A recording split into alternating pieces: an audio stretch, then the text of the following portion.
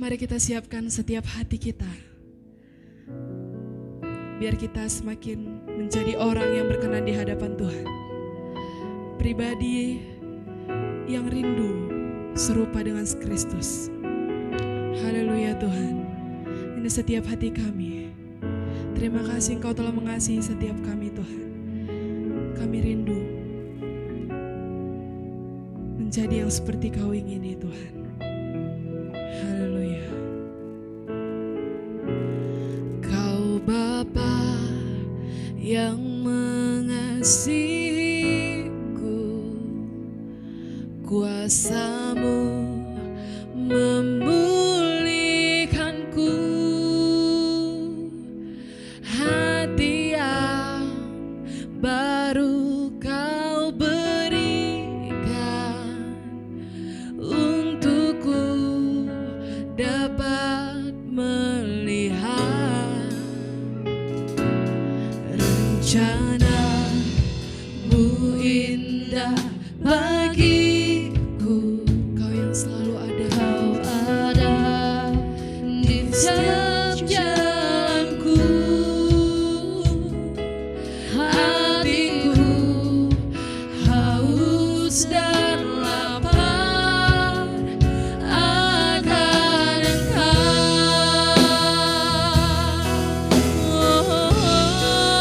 Kaulah segalanya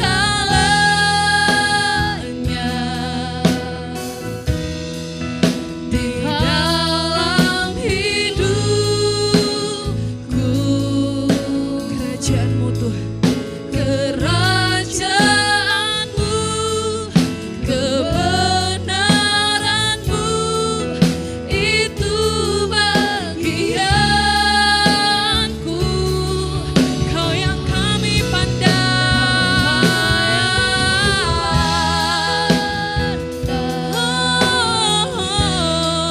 selama hidupku. Mengasihi Tuhan, mengasihi-Mu, memuliakan-Mu, Bapa dan Rajaku. Kaulah segalanya, Kaulah segalanya di hidupku. Dalam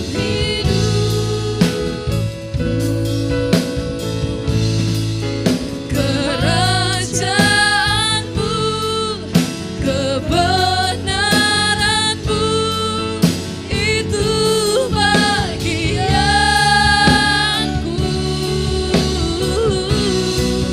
Kaulah yang ku pandang, ya Tuhan,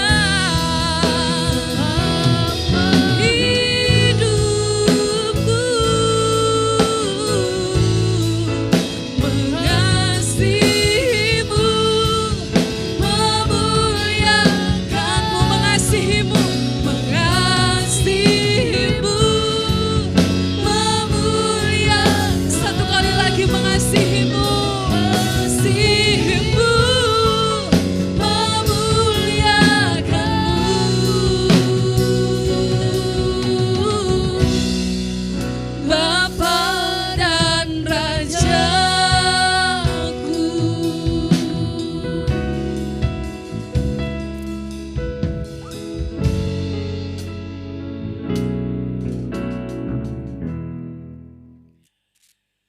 Kebenaran firman Tuhan hari ini berjudul Allah Maha Kudus.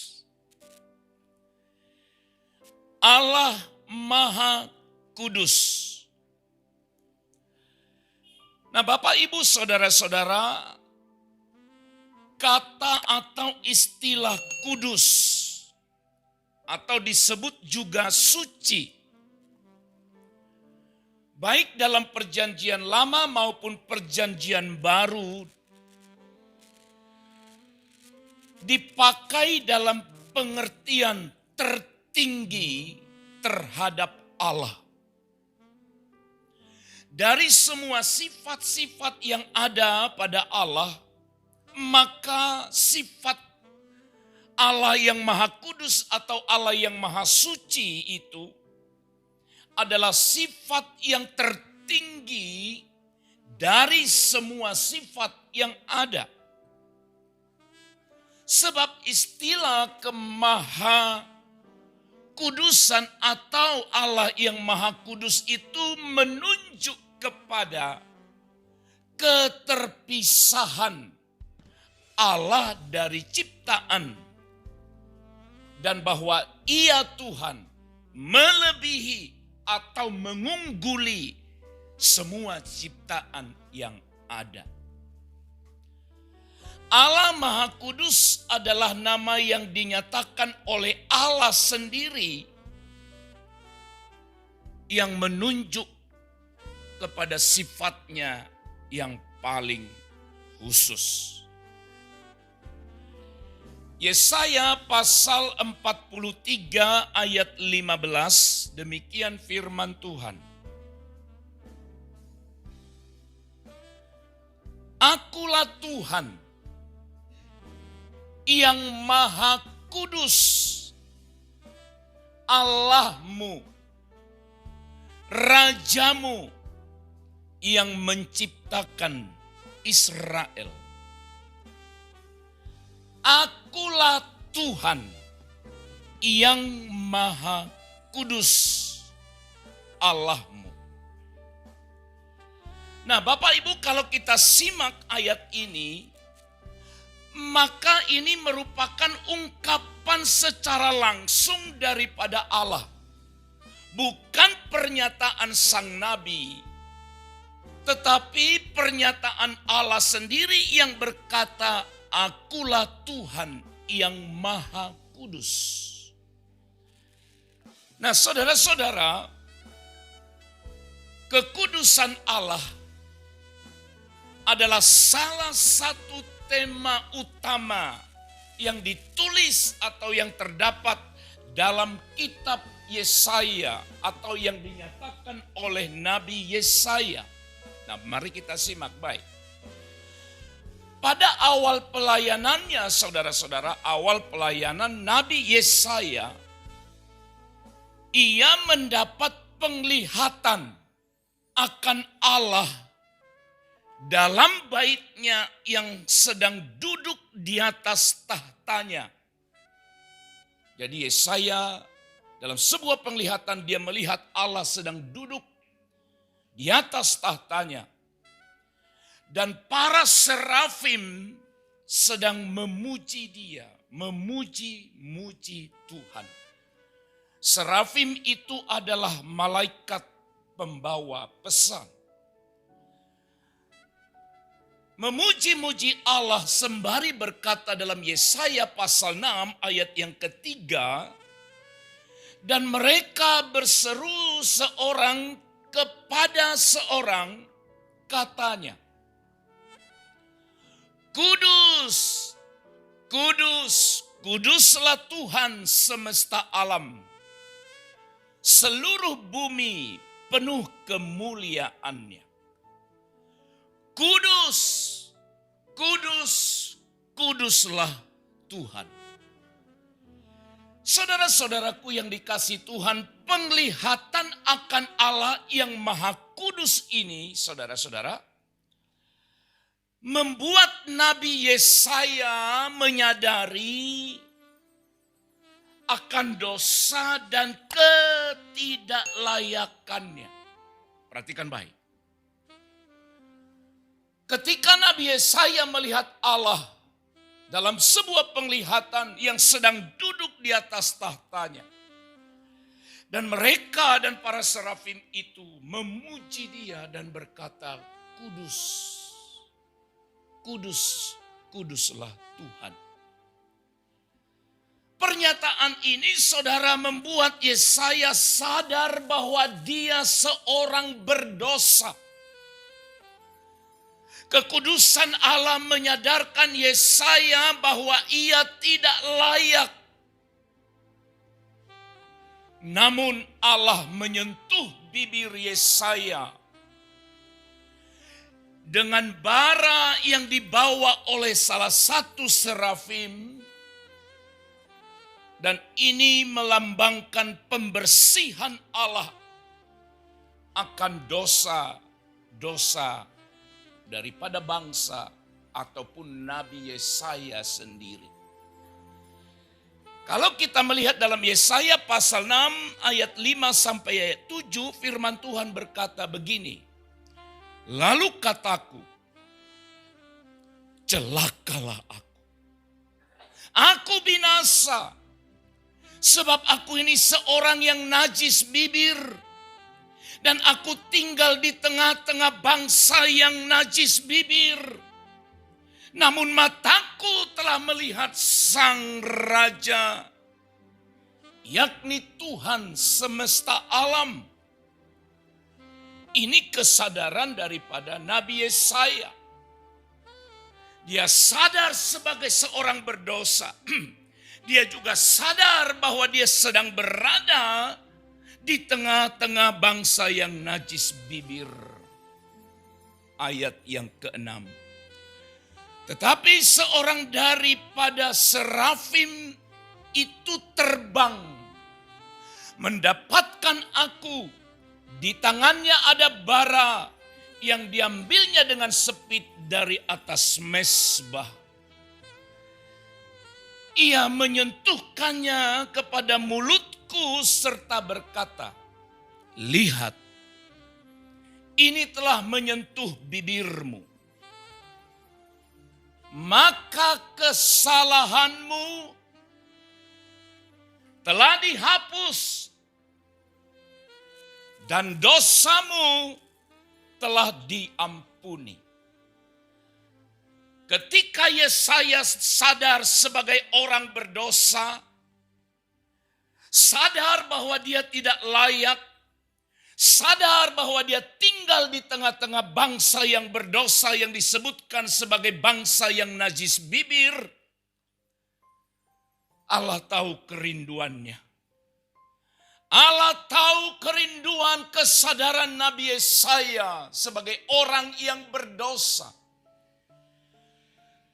Dan serafim menyentuh bibirnya yang melambangkan bahwa Allah mengampuni, menghapus segala dosanya. Saudara, kenapa ada banyak orang dalam hal beribadah? Entah dimanapun beribadah, bukan hanya di gereja, tapi yang namanya ibadah. Ibadah itu tidak lebih dari hanya sebatas formalitas. Tidak ada rasa kagum, tidak ada rasa hormat pada Tuhan. Mulut begitu enggan untuk bernyanyi. Tangan begitu kaku untuk bertepuk atau untuk terangkat. Seolah-olah bahwa pujian yang hendak dinyanyikan itu ditujukan untuk para pemimpin pujian. Itu sebabnya orang enggan. Tapi ketika kita sadar, saudara-saudara, bahwa Allah yang kita sembah seperti khotbah minggu yang lalu, sekalipun dia tidak nampak, namun dia ada di sini oleh karena dia adalah roh.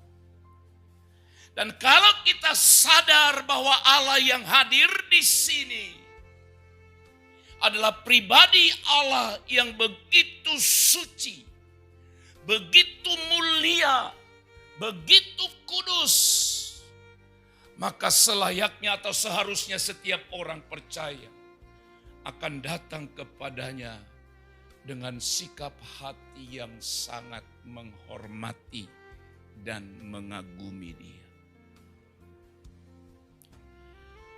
Sadar Allah itu suci, kudus. Kudus atau suci itu artinya dipisahkan dari segala dosa, dipisahkan dari segala kenajisan, dikhususkan untuk Allah. Nah, saudara-saudara, ketika kita bicara mengenai kekudusan Allah, dan Allah tidak perlu kita ragukan bahwa Dia Allah yang kudus. Tapi persoalannya sekarang adalah ketika kita memahami, ketika kita sedang berbicara tentang pribadi Allah yang kudus, maka kita harus melihat kekudusan Allah itu dalam hubungannya dengan umat Tuhan. Dalam hubungannya dengan orang-orang yang percaya. Artinya, kalau Allah yang kita sembah adalah Allah yang kudus, maka bagaimana seharusnya kita hidup dan bersikap di hadapannya? Kebenaran yang pertama, kekudusan Allah menuntut kita untuk hidup kudus. Sekali lagi, kekudusan Allah menuntut kita untuk hidup dalam kekudusan atau dalam kesucian. Imamat pasal yang ke-20 ayat 26, firman Tuhan berkata,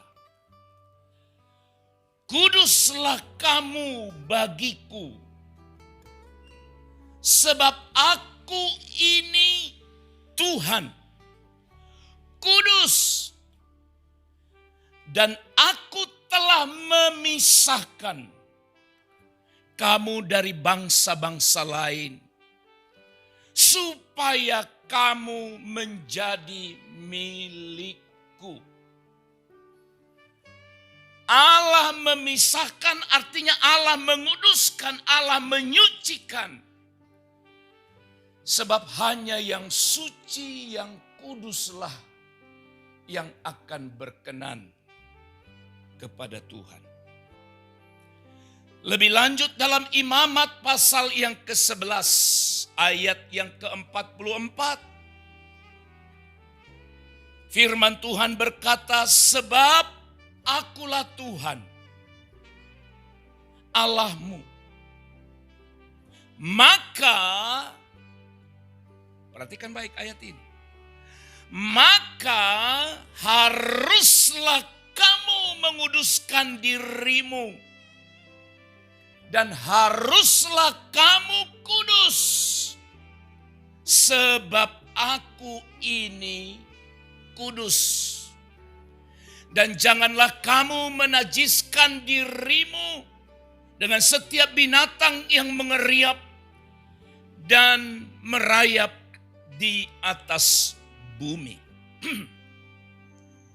Tuhan berkata kepada bangsa itu, "Sebab aku Tuhan Allahmu." Dengan kata lain, kalau kita percaya kepada Allah Abraham, Allah Ishak, Allah Yakub, maka saudaraku yang dikasih Tuhan, melalui ayat ini kita diingatkan, diperintahkan, maka harus, ada kata harus. Haruslah kamu menguduskan dirimu, dan haruslah kamu kudus, sebab aku ini kudus. Bapak Ibu yang dikasih oleh Tuhan, kekudusan Allah menjadi satu hal penting untuk kita pahami.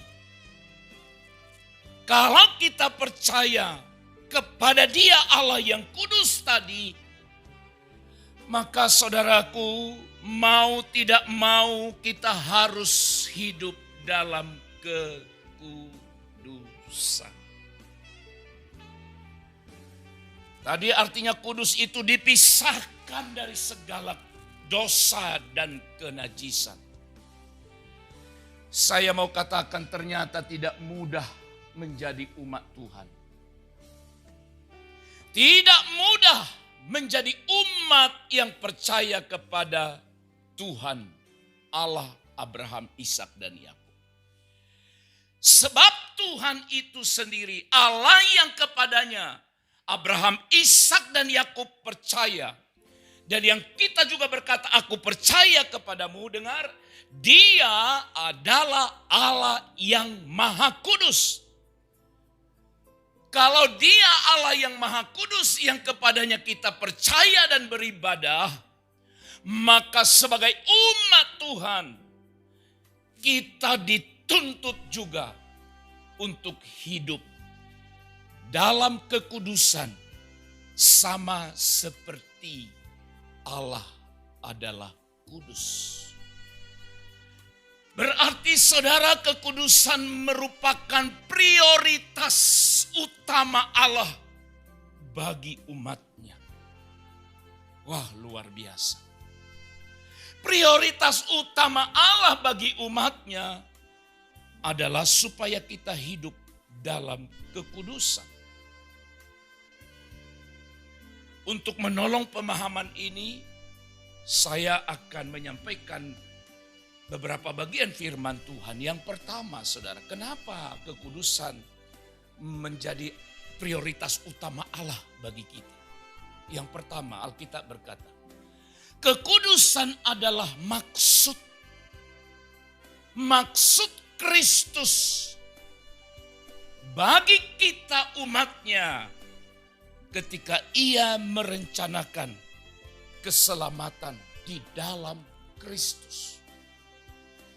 Artinya saudara, oleh karena kita ini orang berdosa, orang yang najis, orang yang berdosa dan najis tidak boleh mendekat kepada Allah, maka Kristus datang untuk menguduskan kita lewat keselamatan yang direncanakan. Efesus pasal 1 ayat 4 berkata, sebab di dalam Dia, dalam Yesus Kristus, Allah telah memilih kita sebelum dunia dijadikan, supaya kita kudus dan tak bercacat di hadapannya. Memilih kita sebelum dunia dijadikan supaya kita kudus. Jadi kekudusan itu maksud Kristus bagi kita lewat keselamatan yang dinyatakan dalam Yesus. Dengan kata lain, Kristus harus rela mati supaya saudara, orang yang najis, orang yang berdosa ini menjadi kudus dan dilayakkan di hadapan Allah. Yang kedua, kekudusan juga adalah maksud Kristus bagi umatnya ketika Ia datang ke bumi ini. 1 Korintus pasal yang pertama ayat yang ke-30, Alkitab berkata, tetapi oleh Dia, oleh Yesus, kamu berada dalam Kristus Yesus. Kamu berada di dalam Kristus Yesus yang oleh Allah telah menjadi hikmat bagi kita. Ia membenarkan dan menguduskan dan menebus kita. Luar biasa. Yesus membenarkan dan menguduskan serta menebus kita. 3 hal yang dikerjakan Kristus di bagian ayat yang terakhir itu dinyatakan. Yang pertama, membenarkan. Saya sudah pernah singgung kalimat ini, membenarkan. Kenapa dibenarkan? Karena tidak mungkin bisa benar. Kalau sudah benar tidak perlu dibenarkan. Sesuatu yang dibenarkan adalah berarti tidak benar sepenuhnya, tapi dibenarkan. Dan itu dilakukan oleh Kristus. Tidak seorang pun bisa menjadi benar di hadapan Allah, tapi Kristus membenarkannya. Yang kedua, Kristus menguduskan kita. Karena kita harus kudus untuk bisa berjumpa dengan Allah. Yang ketiga, dia menebus kita melalui kematiannya di kayu salib. Ketiga, kekudusan merupakan maksud Kristus Yesus bagi kita. Ketika ia menyerahkan dirinya disalibkan. Makanya perhatikan baik saudara, karya Kristus di kayu salib itu. Efesus pasal yang kelima ayat 25 sampai 27. Firman Tuhan katakan, hai suami, kasihilah istrimu. Perhatikan mulai dari ayat kata ini. Sebagaimana Kristus telah mengasihi jemaatnya. Siapa jemaatnya? Saudara dan saya. Amin. Kita jemaatnya. Sebagaimana Kristus telah mengasihi jemaat dan telah menyerahkan dirinya baginya, bagi jemaat itu yang bertujuan apa? Untuk menguduskannya. Sesudah ia menyucikannya dengan memandikannya dengan air dan firman. Supaya dengan demikian ia menempatkan jemaat saudara dan saya. Perhatikan baik. Menempatkan jemaat di hadapan dirinya. Dengan cemerlang, tanpa cacat atau kerut, atau yang serupa. Haleluya. Simak baik. Tetapi, baca bersama-sama. Tetapi supaya jemaat kudus dan tidak bercela. Karya Kristus di kayu salib. Supaya saudara kudus. Supaya kita kudus dan tak bercela. Sebab hanya dengan kekudusanlah kita berkenan pada Tuhan.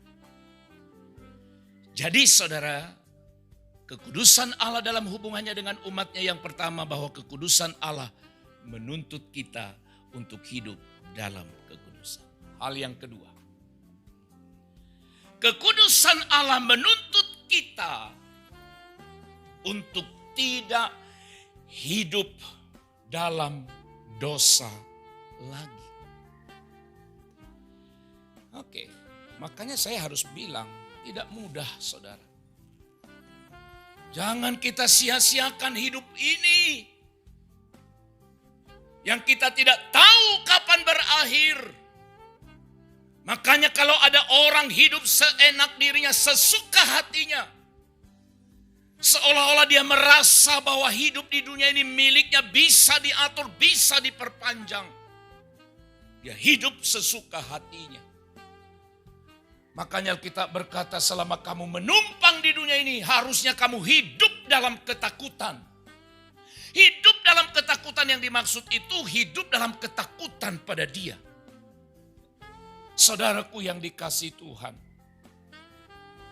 berkaitan dengan itu,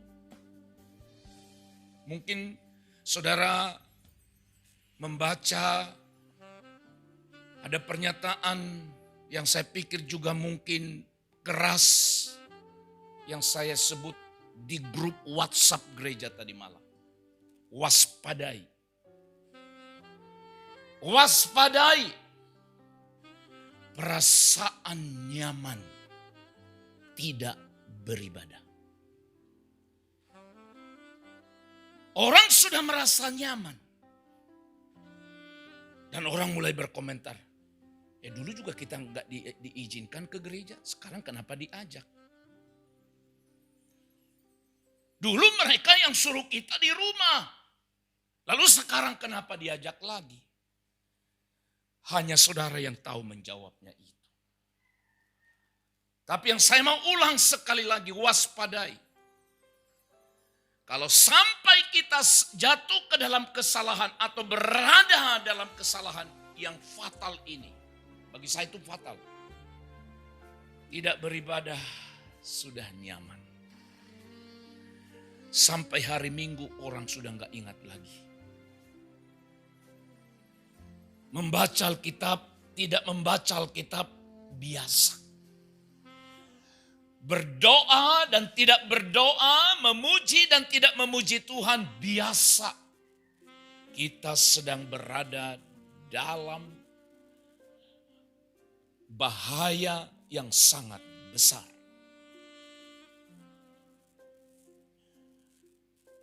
Di beberapa kota di Indonesia, mulai dari ada pandemi sampai detik ini, mereka tidak diizinkan beribadah. Mereka begitu rindunya untuk beribadah. Dan saudara, oleh anugerah Tuhan, daerah kita mulai walaupun tetap dalam kehati-hatian, tapi orang pun tidak tertarik. Saudara-saudara, waspadai. Yesaya pasal 59 ayat yang kedua, tetapi yang merupakan pemisah antara kamu dan Allahmu ialah segala kejahatan. Dan yang membuat dia menyembunyikan diri terhadap kamu sehingga ia tidak mendengar ialah segala dosamu. Perhatikan kejahatan dan dosa, itu disebut. Kejahatanmu dan dosamu menjadi pemisah kita dengan Allah. Kejahatan dan dosa itu sama dengan ketidakkudusan. Sama dengan ketidaksucian. Saudaraku yang terkasih, karena Allah kudus, maka segala yang tidak kudus atau perbuatan berdosa harus dihukum mati. Itu sebabnya Kristus rela mati untuk kita. Alkitab berkata, karena begitu besar kasih Allah akan dunia ini. Oh, luar biasa. Kasih Allah akan dunia ini, sehingga ia telah mengaruniakan anaknya yang tunggal, supaya setiap orang yang percaya kepadanya tidak binasa, melainkan beroleh hidup yang kekal. Namun saudara, dia adalah Allah yang penuh kasih dan maha kuasa, sehingga Yesus datang untuk menggantikan kita semua yang seharusnya dikutuk, yang seharusnya dimurkai Allah. Allah itu membenci dosa. Kenapa? Karena berlawanan, bertentangan dengan kodratnya yang kudus tadi. Itu sebabnya pemazmur juga pernah berkata dalam Mazmur pasal 5 ayat yang ke-5. Sebab engkau bukanlah Allah yang berkenan kepada kefasikan, kepada dosa. Orang jahat takkan menumpang padamu. Perhatikan baik. Orang jahat takkan menumpang padamu. Orang jahat tidak akan layak padamu. Alkitab juga berkata, siapa boleh naik? Kemana? Ke gunung Tuhan. Siapa boleh naik ke gunung Tuhan? Hanyalah mereka yang kudus, tulus, suci. Supaya saudara bisa memahami kebenaran ini, maka kita harus dengan sangat hati-hati bersikap di hadapan Allah. Allah membenci dosa karena ia kudus. Diulang dalam kitab terakhir dalam Alkitab, dalam kitab Wahyu. Dan keempat makhluk itu masing-masing bersayap 6. Sekelilingnya dan di sebelah dalamnya penuh dengan mata. Dan dengan tidak berhenti-hentinya mereka berseru siang dan malam. Kudus, kudus, kuduslah Tuhan Allah yang maha kuasa, yang sudah ada dan yang yang akan datang. Allah yang maha kudus membuat kita harus stop, berhenti untuk tidak berbuat dosa lagi. Ini proses, ini pergumulan seumur hidup kita. Makanya kalau kita merasa sudah hebat, merasa diri kita sudah benar, maka kita sedang berada di ambang kejatuhan atau kehancuran. Saudaraku yang terkasih, kekudusan itu tidak akan datang sendirinya. Tidak otomatis, harus dikejar. Ayat terakhir Ibrani pasal 12. Ayat yang ke-14. Berusahalah hidup damai dengan semua orang dan kejarlah kekudusan. Sebab tanpa kekudusan tidak seorang pun akan melihat Tuhan. Kejarlah kekudusan. Orang yang hadir di gereja tidak otomatis jadi kudus. Tapi itu bagian daripada kita memahami kekudusan Allah. Maka ketika kita beribadah, ketika kita melayani pun tidak asal-asalan.